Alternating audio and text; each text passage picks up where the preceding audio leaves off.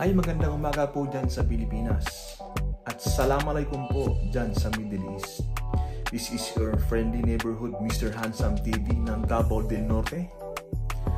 And i-discuss ko po ano po yung na-encounter ko dito pagdating ko po dito sa Canada. So without further ado, this video is for you.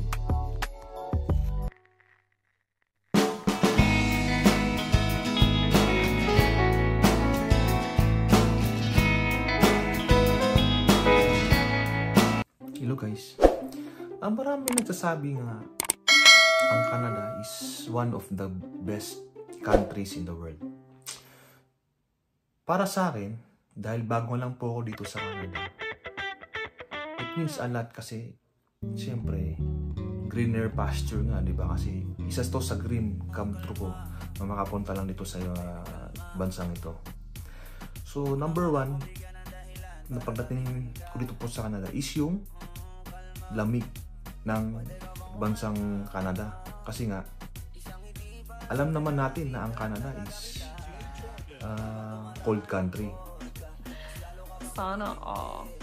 Number 2, isa sa mga na-enjoy ko po dito sa Canada is yung mga kasamahan mo sa trabaho. Hindi nila pinapapifeel sa'yo na bago ka, which is napakagaan ng room ko and motivated ka mag-work because nga tinutulungan ka nilang mag-grow doon sa mga learnings mo.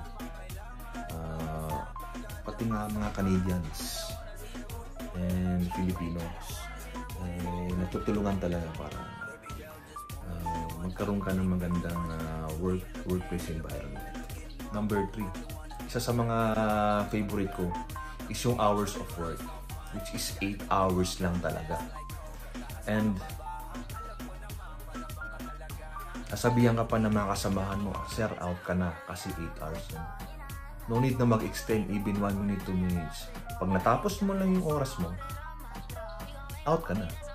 So yun lang, napakasimple. And ito rin, sa isang linggo, meron ka talagang automatic 2 days off. So diba, it means marami ka pang nagagawa sa sarili mo. 8 hours duty ka na nga, meron ka pang day off, you know. 2 day off sa isang linggo. Diba ang saya? And lastly, dahil nga mantaas yung time mo at napakaganda ng oras mo, meron kang time sa sarili mo.